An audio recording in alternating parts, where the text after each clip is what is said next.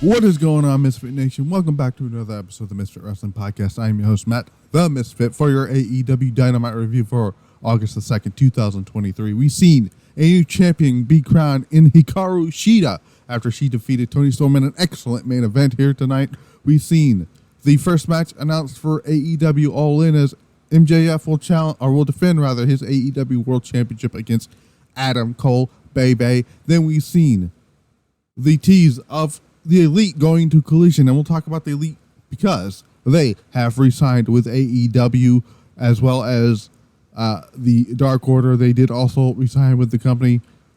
We're not going to spend too much time talking about the Dark Order because they weren't on this show, but we will talk about the Elite in just a little bit here. Also, we saw the debut of Rob Van Dam, former ECW champion, ECW television champion, multiple-time Intercontinental champion, Hardcore champion, former WWE champion, the only person in history to hold both the WWE and ECW championship, the longest reigning ECW World Television Champion, and former rival of Jerry Lynn, who showed up tonight to answer the challenge laid out by Jungle Boy Jack Perry, and he will be seeing him next week. All that and much, much more. If you like what you see here, or listening here, whatever it is you do here, hit that like button, comment down below, hit the subscribe button on the youtube.com/@Misfit Wrestling Podcast. Follow me on social media at Misfit Podcast TV on Twitter, Misfit Wrestling Pod on Threads and on Instagram. You can also find the other audio outlets known as Spotify, iHeartRadio, Amazon Music, Google Podcasts, Stitcher Radio, and Audible, and also Pandora. All the other stuff that's up on this week's channel here. We uploaded the Monday Night Raw review on Monday night, going over the predictions for SummerSlam. We also have the Pile Driver Pulse up on the channel as well. We went over some stuff there. I forgot exactly what we went over, but we went over that. We also have some stuff coming up this weekend, actually. Pile Driver Pulse, which I will go into a little more details on the whole thing with the Dark Order resigning. And one of the weirdest fucking shit that came out this week about Vince McMahon. And I cannot wait to talk about that because I call bullshit on him having back surgery. That will be saved for Sunday's podcast, as well as the Collision and Rampage reviews will be up on this weekend. Also, some news about the Joshi promotion, who they've landed for this show that's coming up, and I believe they're going to be looking to probably stream this on streaming services like a Netflix or something. All that and much more of that will be taken care of on Pile Driver Pulse on Sunday. But let's talk about AEW Dynamite. AEW Dynamite was actually not that bad of an episode. It was actually pretty good. It was celebrating their 200th episode. They brought back the old school tunnel, the heel and face tunnels, that kind of like what they were using prior to the move to Emma said TBS. But the show opened with Chris Jericho and Konosuke Takeshita taking on Daniel Garcia and Sammy Guevara. The match was actually all the setup, what seems like the match for All In, which is going to be, reportedly, is going to be Jericho and Will Ospreay. Near the match, Jericho and Garcia were brawling in the ring. That creates a distraction for Takeshita to hit the Blue Thunder Bomb, then walks the walls of Takeshita, which apparently they did his own walls of Jericho. Jericho tags in, but immediately gets hit with a Spanish Fly. Jericho kicks out. Garcia tags in, immediately dropped by a code breaker. Yet Garcia was able to kick out in time. He fights back with a flying kick, and this time Takeshita breaks it. Breaks up the pinfall attempt or whatever it was that was going on in this particular time here. Guevara nails him with a thrust kick, then a shooting star press onto the floor. Jericho aims for the Judas effect in the ring, but Garcia blocks it, manages to lock in the Dragon Tamer, but the referee is distracted. because of Don Callis. That breaks up by using Floyd, the bat, obviously, to smash Garcia over the head. Jericho catches Callis and is shocked at first, but then goes and covers his JS stablemate. And Chris Jericho and Konosuke Takeshita gets the win here. And I believe there's something else that happened after the match, but I don't remember what it was because there's a lot of things happening fast here. But I feel this whole thing is being done to build towards, because I think what's going to happen here, it's going to be at All In, it's going to be Jericho and Will Ospreay, and then I think at All Out, probably Jericho and Konosuke Takeshita, which it seems like the idea, because it feels like they've dropped the whole teasing of the match between Jericho and not Jericho, Omega and Takeshita, and I'll talk about Omega in a little bit. Let me bring up my. Let me go ahead and Fightful Select so I can have that up when we get to that segment and match with the Elite. Let me see here. There we go. All right, so I got that up here. All right. They've got a backstage segment with Tony Khan showing basically the history of AEW Dynamite up to this date here. Matt Menard then confronts Jericho. It says next week there will be a mandatory Jericho Appreciation Society meeting. Because sworn they have already broken up, and it's either here or there. Jungle Boy Jack Perry comes out for his face-to-face confrontation with Jerry Lynn. Jack Perry pulls the microphone. I'm looking at a microwave. It's right across from my computer screen in the kitchen. And for some reason, I looked at that and I tried to say microphone, and microwave is what came into my mind here. But he pulls a microphone away from Tony Schiavone immediately, telling Jerry Lynn he gave him 1 week to prepare for this. He demands Jerry Lynn to come out and take the ass kicking like a man. Jerry Lynn comes out and says that Jack Perry doesn't run the show, and as much as he would like to come out there and make an example of him, he won't do that, as it would be nothing more than child abuse, which popped me. That was fun, that was a funny ass line. It says that he doesn't run the show. He says that Jerry Lynn doesn't run the show either. Talking about himself in third person, rather. And he can't get clear due to his neck, obviously.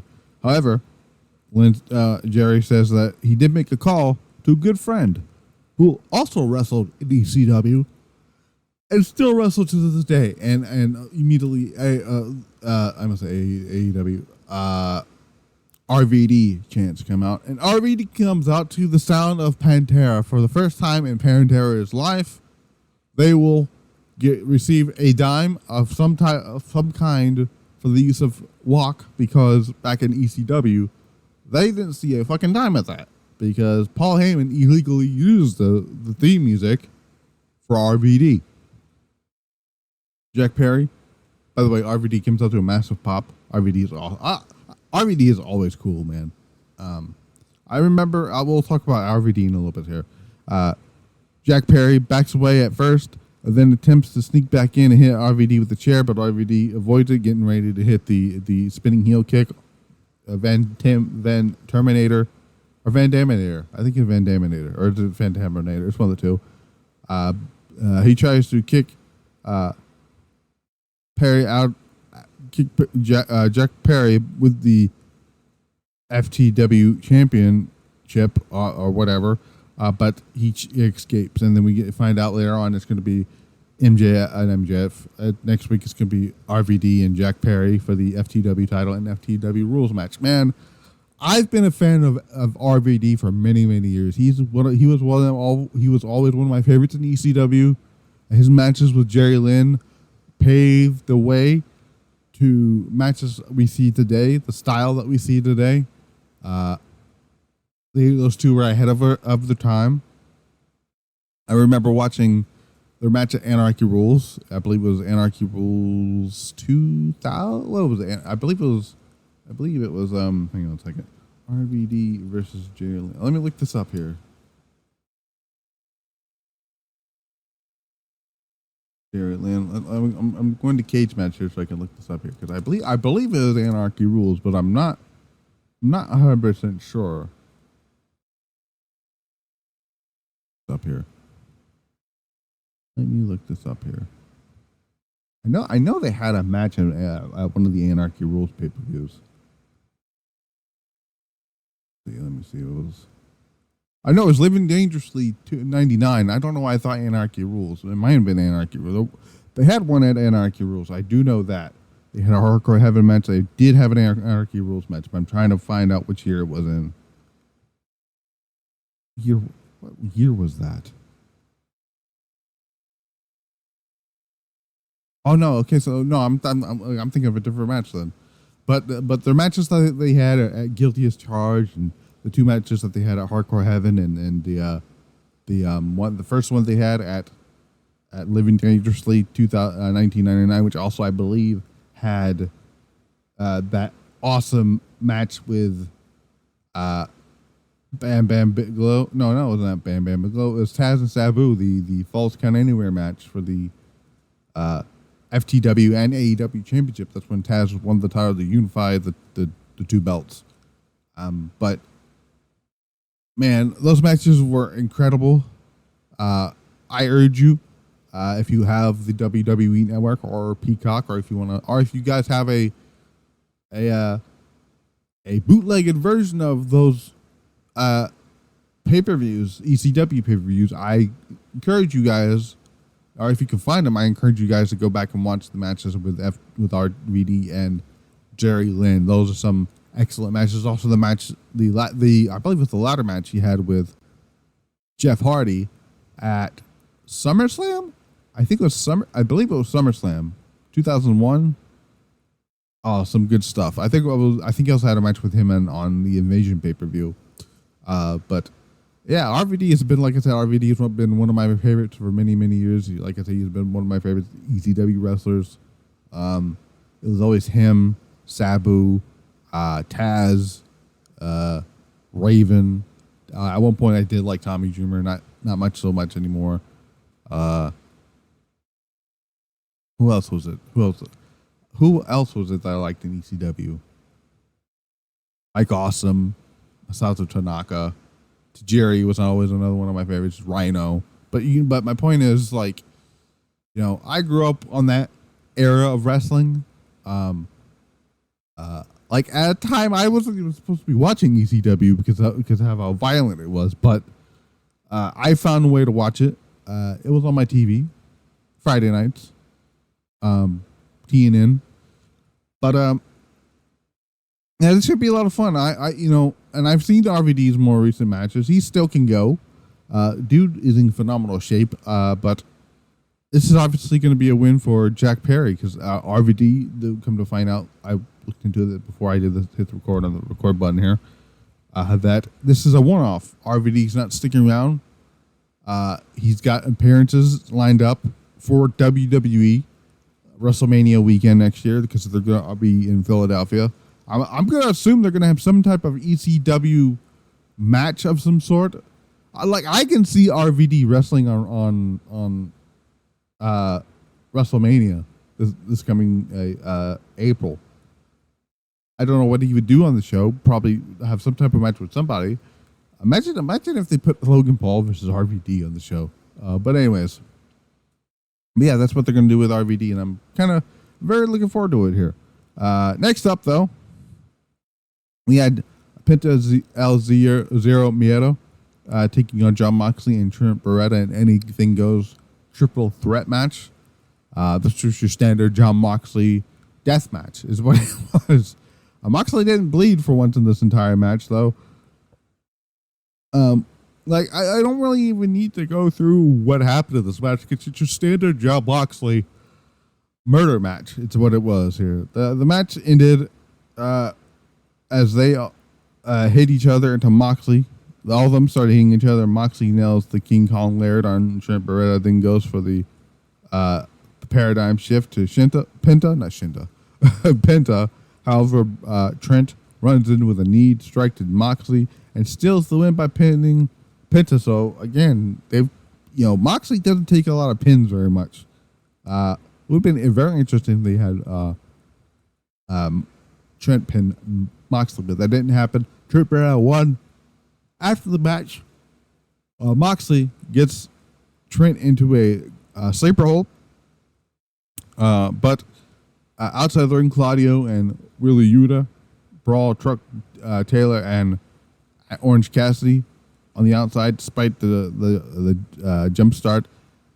His best friends who win that in the end, and they call them out for a parking lot brawl all for Rampage that's going to be filmed either tonight or tomorrow at what the fuck is that place called? Daly's Place. So that should be a lot of fun here. MJF speaks. He has we went over the whole thing with RVD before that, challenging him to a match for the FTW title next week, which we've to find out that's happening.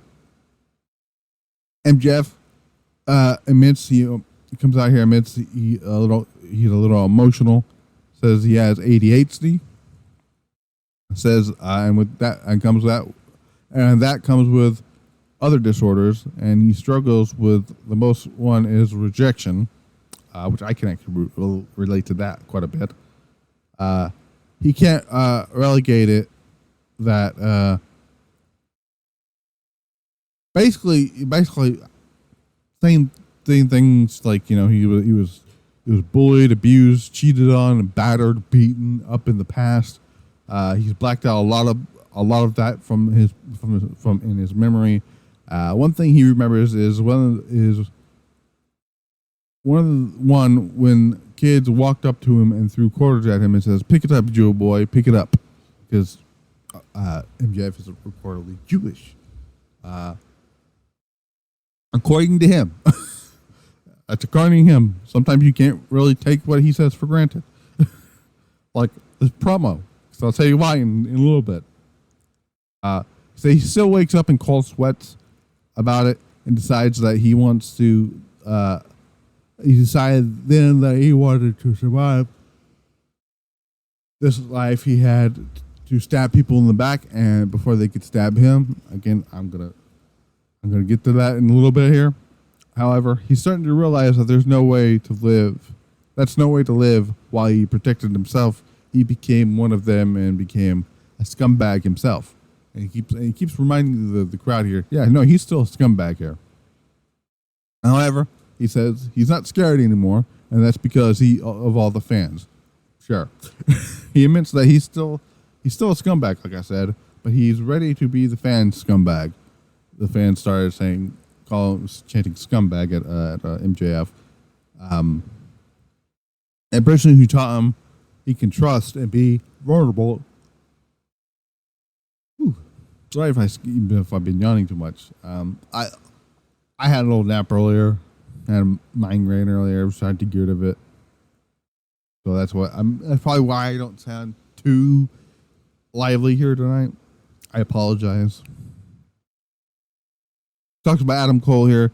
Adam Cole makes his way down to the ring and admits MJF impresses him every day. It's not just because he's one of the best wrestlers in the world, or best in the world. It's because of the man he's becoming.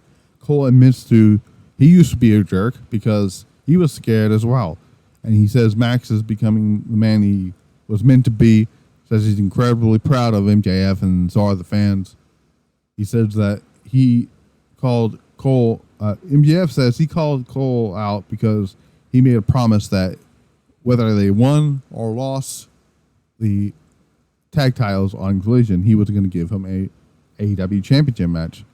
MJF said Cole doesn't deserve a match. He doesn't deserve just any match. He deserves the match in front of the most historic crowd in the main event, Wembley All In, and he hands him a contract for the match at All In. Cole signed the contract, and MJF provided him. They hug it out, graphic showing Roddy Strong is freaking out backstage. The Kingdom comes in and points out that he's forgotten about his other friends because he used to be in the Kingdom. Now, a few things in this segment here that I want you guys to pay attention to in the coming weeks leading up to All Out, or All In rather. This is all because I don't think MJF is still turning on Adam Cole. The way he all put this out here is that he said he's a scumbag, right? Then, and I've seen this being played out before. He's building up sympathy from the fans, from everyone here. So when he turned on Adam Cole, it's going to be much, much more heartbreaking. That is the point of what he's doing here. Another thing I want you guys to pay attention to when watching this segment here, Adam Cole signs the contract, but doesn't actually read what's on the contract. He doesn't even read the fine print. He doesn't even decide to flip through the pages, see if things have been added, any special stipulations, any hurdles, because MJF does all of that. He just signs the contract without reading it. And that, I think, is going to come into play in the coming weeks here.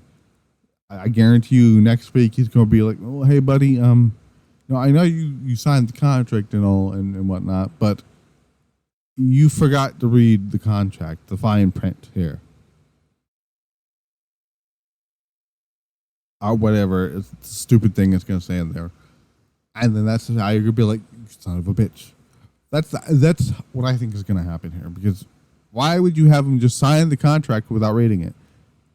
And I think that's what's going to happen here.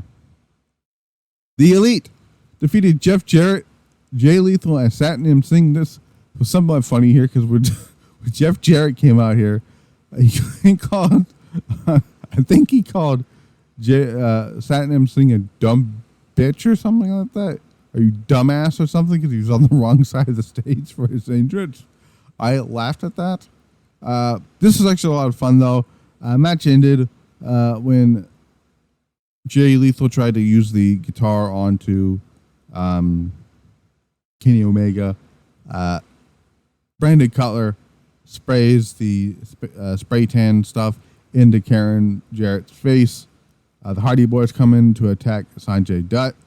Meanwhile, in the ring, Jeff Jarrett, like I said, tried to use his guitar only for Adam Page to hit him with a buckshot lariat. Then Kenny Omega finishes things off with a Wending Wing while trying to play the guitar, which was actually pretty fucking hilarious.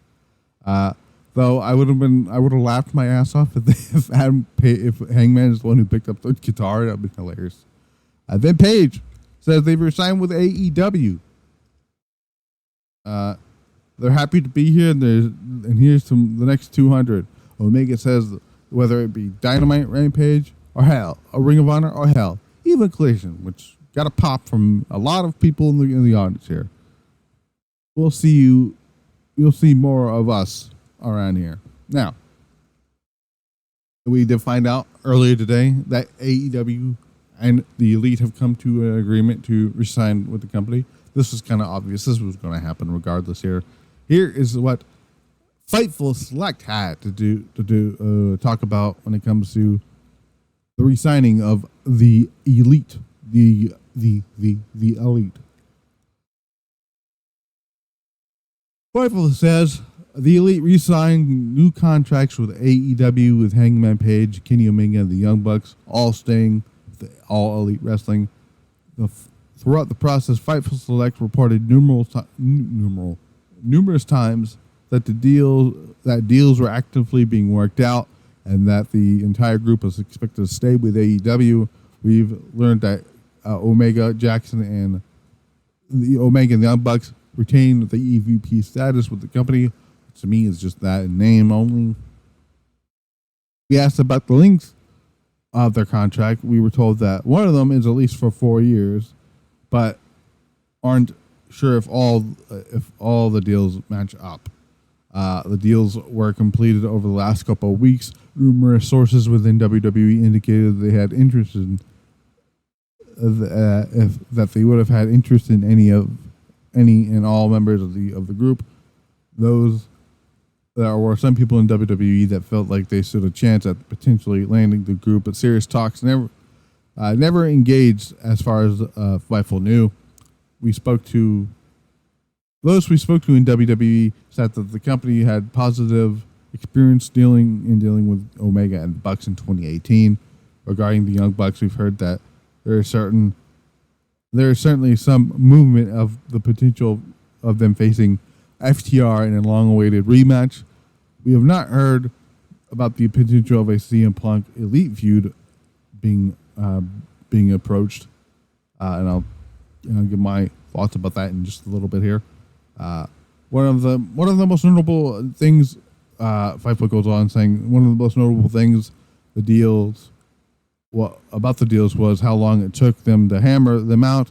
Fightful reported back in January that the AEW were looking to get the ball rolling, and then the following months, Fightful Select was also reported that Hangman Page and Kenny Omega were in talks following the stuff with the contracts here.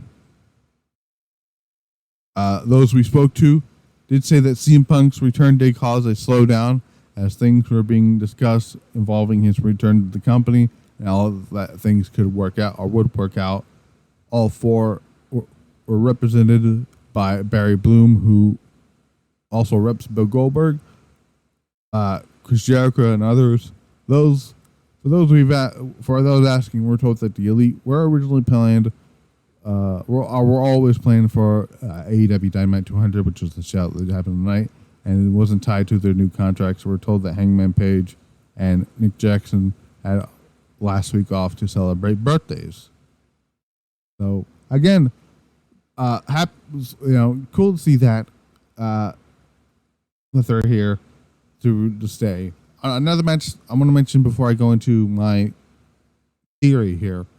It looks like Jeff Jarrett versus Grado is on the cards for All In, as earlier this week, while Jarrett was in the UK to promote All In, he smashed a guitar over Grado's face on a podcast. So it seems like that's the plan they're going with for that. Fine, whatever. That's a buy-in match if I ever see one here. But the CM Punk FTR thing, if we're not getting the Omega Ospreay rematch for All In London, and they're saving it for, Wrestle Kingdom 18. I think it was Wrestle Kingdom 18. Is it Wrestle Kingdom 18 or Wrestle Kingdom 19? No, it's Wrestle Kingdom 18, where they're most likely saving Bryan and Okada, depending on how long Bryan is going to be gone for. If it's because we're getting the Elite, the Young Bucks versus FTR for the AEW Tag Team Championships, and then possibly Omega and CM Punk, I'm okay with it. At this point, I feel like we're getting Omega and Punk, because I don't know what the hell Punk is going to be doing on All In. He's not wrestling. He's not going to keep wrestling Ricky Starks. That's going to get old real fast, and I think Ricky Starks is going to lose the CM Punk on Wednesday, or not Wednesday, on Saturday, and then they're going to set up something for All In, and I'm going to go out of the limit and say it's going to be him, and it's going to be Omega and CM Punk at All In. That's just my hunch.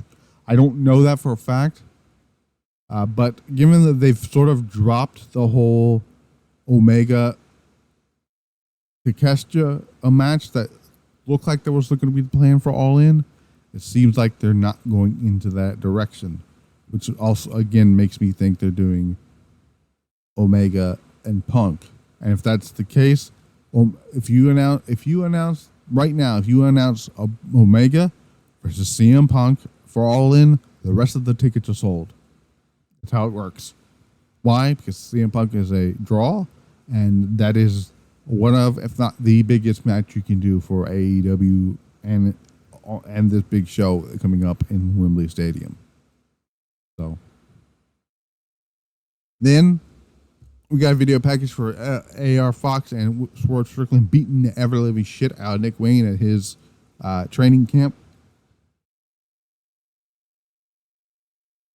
And I think he calls Darby Allin on the phone with Nick Wayne's phone, but I'm not 100% sure about that. It didn't sound like Darby on the phone, but it probably was. But he leaves him in a bloody mess. They set up, I'm assuming, Swerve Strickland and Darby Allin for a one-on-one match again at some point here.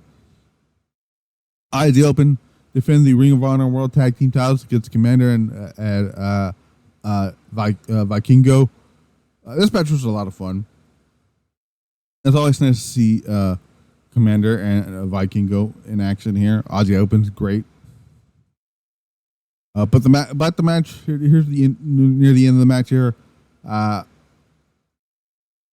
Commander gets dropped on the mat by Kyle Fletcher, but it's not enough to win the match. He then misses a widely in the corner, and Davis does the same thing with a senton as Vikingo hits a big springboard drop kick to Mark Davis. Another strike to Kyle Fletcher. However, he then eats a tandem of super kicks, and then when he attempts to dive from the top turnbuckle, he follows that up with a double team from the tag team champions. That doesn't get the job done. They then hit Vikingo with double elbows as Vikingo is on Davis's back. Commander jumps on to him and wipes out Kyle Fletcher. The two of them hit a double moonsault from the top rope as two Aussie Open, which is followed by a double 450 splash to Mark Davis, and for Kyle Fletcher to break.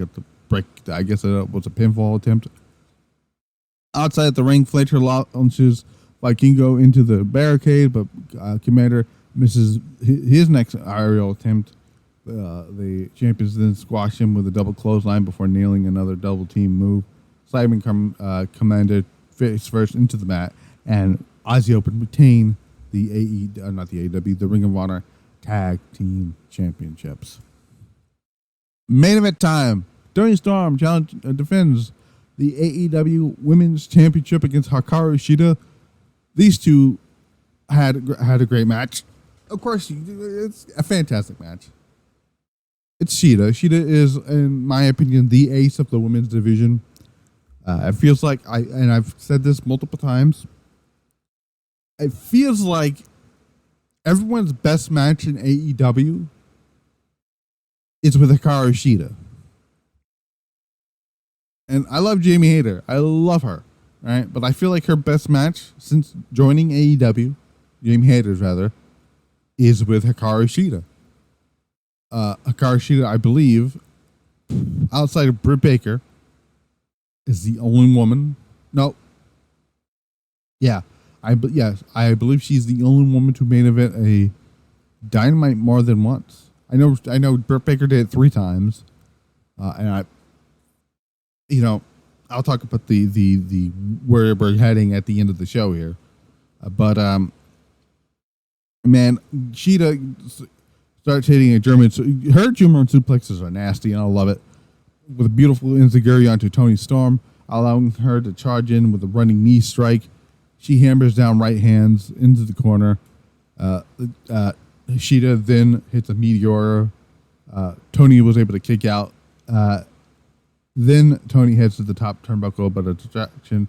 So Shida rather goes to the top turnbuckle, but a distraction from Saraya allows Ruby Soho to help Storm turn around the situation in her favor, which sees Toni nail running hip attack into the corner, and then the DDT. Shida was able to kick out. The crowd is 100% behind Hikaru Shida, because how can you not be here? The women go back and forth with forearm strikes and chops. At one point, Shida was able to hit a beautiful fucking arrow for a 2 count. Saraya slides in Shida's kendo stick that she always brings to the ring. She calls him Kenny. I believe she calls the kendo stick Kenny or Ken. It's one of the two. But I do think she's named the kendo stick. They are both Shida and Toni Storm are arguing with it here. Shida wants to then use the kendo stick. Storm asks for, begging for it here, but instead she lays out Ruby and Saraya. The official didn't take away. She just drops it on the floor. Storm used the spray paint and sprays it in the eyes of Shida. Hits the Storm Zero, but Shida was able to kick out. Shida then ends up reversing another Storm Zero with a high stacked pinfall, roll up pinfall, a good pin, and I must say Io Shirai. Hikaru Shida is your new AEW Women's Champion. The right call was made here tonight. The right call was made. Shida winning the championship was the right decision. There was no other option here, in my opinion. Shida was the pandemic champion. She held the fort down for the women, even though she wasn't defending it very much, but she was again holding the fort down, and she got to this is somewhat funny here. So she won the championship at Double or Nothing in 2020. Unfortunately, or was it 2021? No, it was 2020. Yeah, that's right. She won the championship. She won the championship in 2020. In front of no fans, in front of just the co-workers. That's who she was defending won the title in front of, and then in a very good, fun no disqualification match against Nyla Rose. That was the weekend where all that tragedy happened with Shad Gaspard and Hana Kimura. All that terrible shit that went down there. And then she lost it a year later to Britt Baker, right? And she won it here tonight. Though the funny thing about this is she won it in the same. She won it, lost it, and won it again in the same state. She won it in Jacksonville, lost it in Jacksonville, and then I believe they were in Tampa tonight, and she won it back. So she won it in Florida, lost it in Florida, and then won it again in Florida, which I thought was pretty funny. It'd be kind of funny if they wait until they're back in Florida again and then she loses again. I hope not. My fear is because it looks like they're going to do Saraya versus Hikaru Shida now all in because they're not going to get to do the match that they were going to do, which is Toni Storm and Jamie Hayter, with Jamie Hayter winning the title back in front of her home crowd of London. She was the whole plan. I believe the whole idea was they wanted her back in time for the show so she can wrestle. So she can wrestle.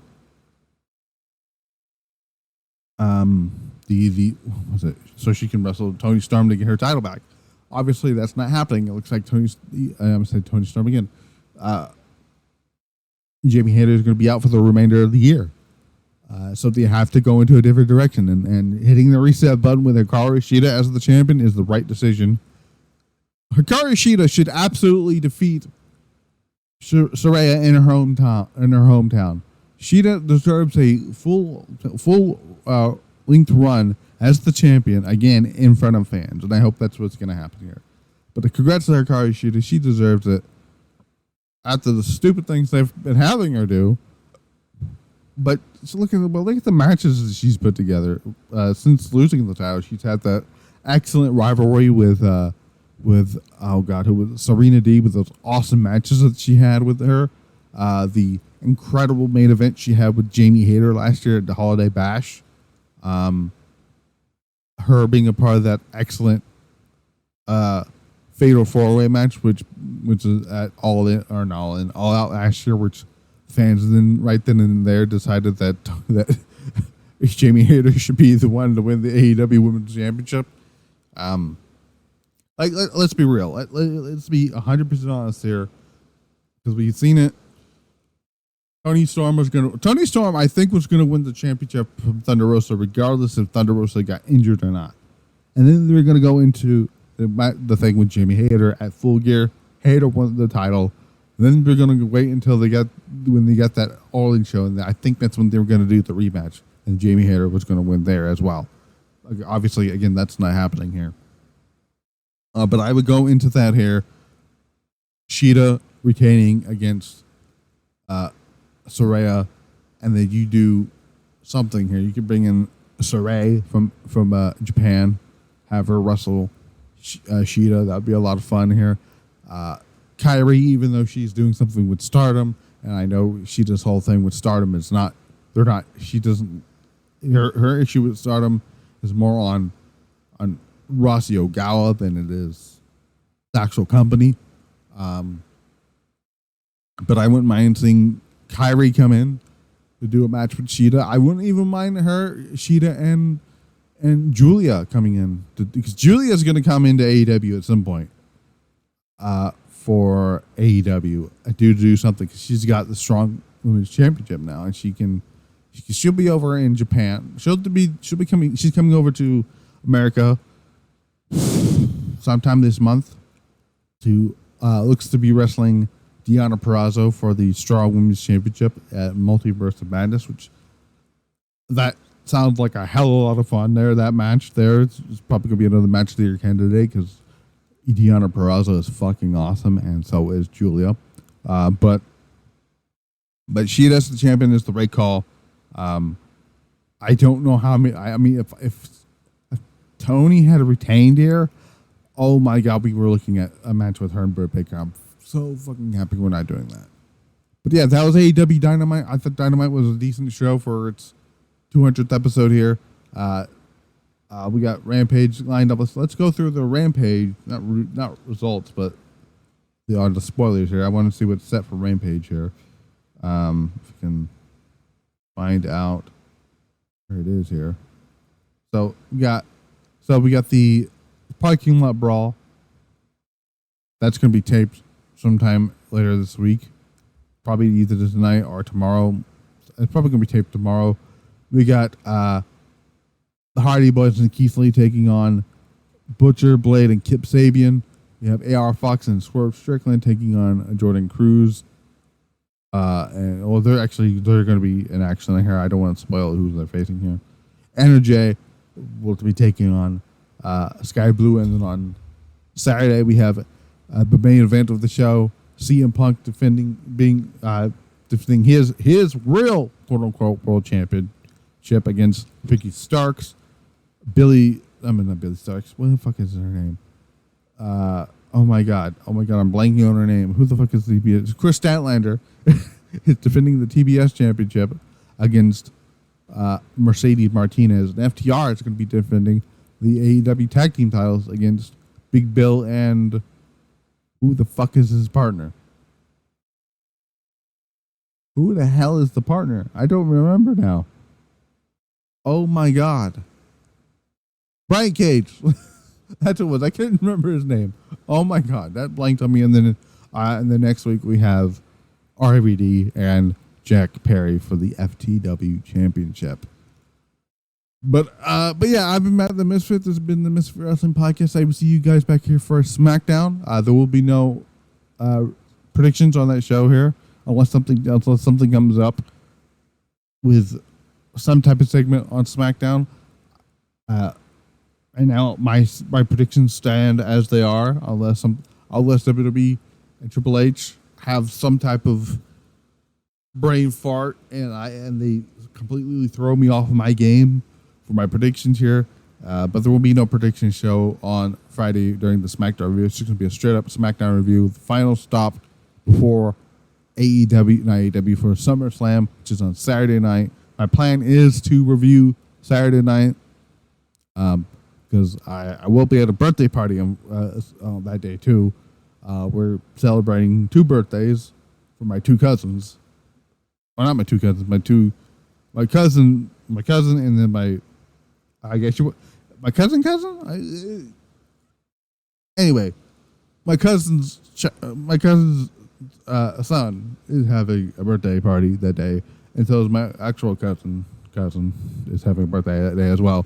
So we're celebrating it together, but I'm hoping I'll be able to still watch SummerSlam. That's my plan. I'll let you guys know. The plan is to watch SummerSlam, and the plan is also to review it later at the night here. But yeah, and then we got the Pile Driver Pulse on Sunday night, following SummerSlam, with maybe some more news to come out of SummerSlam, and also the bizarre fucking story that came out with Vince McMahon and why now I no longer think he actually had back surgery and why I think he is a fucking stupid asshole. How dumb he is. But I'll talk about that and much, much more on Sunday's podcast. I've been Matt the Misfit. This has been the Mr. Wrestling Podcast. I probably won't edit most of the yawns out that I had here because I'm fucking lazy like that. But yeah, until then, we're out.